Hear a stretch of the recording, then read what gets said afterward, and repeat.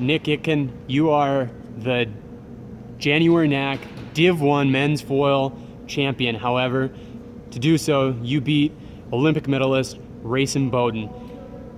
What are you feeling right now? I feel really great because it's my first time getting a gold in Div 1, but Race he was injured, he was cramping, so he was definitely at a disadvantage, but it still feels really great to come out with a great result like this. And of course, your path to get to Race was just as challenging. In the 4, you had Andrew Makovic. In the 8, you had Axel? Yeah. Axel Kiefer. Yeah. And who'd you put out in the 16? Philip Shin. Philip Shin. Of all the bouts today, of course, you mentioned the Race's cramping issues. Still makes him an incredibly challenging bout with his hands. Who was the toughest opponent on your path to the final?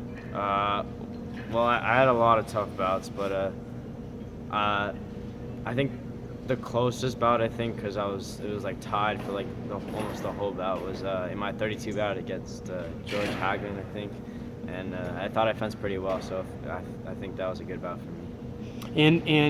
And with George Hagelin, he previously held the world's #1 ranking in juniors. Yes. As did Race Imboden, bringing it back to that bout. Race has a number of titles, Yes, or a number of things and accolades to his name. Yeah. How much did they play a part in your mentality, focus, and approach going into that final bout for him? Well, I try not to think of that because obviously that would make me like nervous and like find excuses. But like I try to like just focus as him like as another fencer and try to not focus on that too much. Yeah. And in the bout, you were very smart in your strategy approaching an opponent with an injury.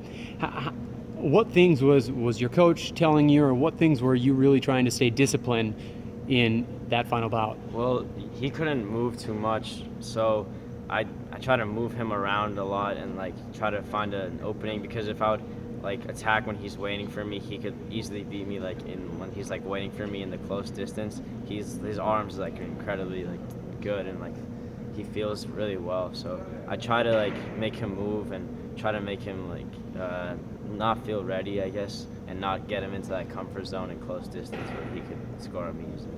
We saw what you're describing with his ability to attack with only the hand against Tourette in the 4.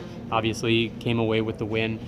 How about for you? Even getting in on that distance, you still were getting some touches, getting to actions that you wanted. What were you really trying to target against Race? Well, yeah, if I did get like into his comfort zone, he's really like he can really hit me from like any position. So I try to like go around his blade, but like obviously it's very difficult. But my main task was just catching him like when he was moving more, so I didn't have to get him into his comfort zone when he was really close to me. All right, now having a win over an Olympic medalist like that, how much does that mean to you, or how does it influence your motivation as you approach World Championships? Yeah, I mean, it definitely motivates me. It sees like how like my potential and like everything that I feel like I could. Now I know I can beat like all these good guys and everything. So it feels me great, and I'm more motivated, I guess, and like I feel like I'm much stronger, and it feels great. Obviously, he was in a disadvantage, but it still feels great for me. You got an incredibly strong group of junior teammates with you. You guys have been tearing it up this year. Yeah. What's next for you guys? Well, there's another Junior World Cup in France in Aix-en-Provence, and then I believe Pan American Games and World Championships. Those 3. All right, an exciting path ahead. Yeah. Definitely. Congrats and best wishes. Thank you.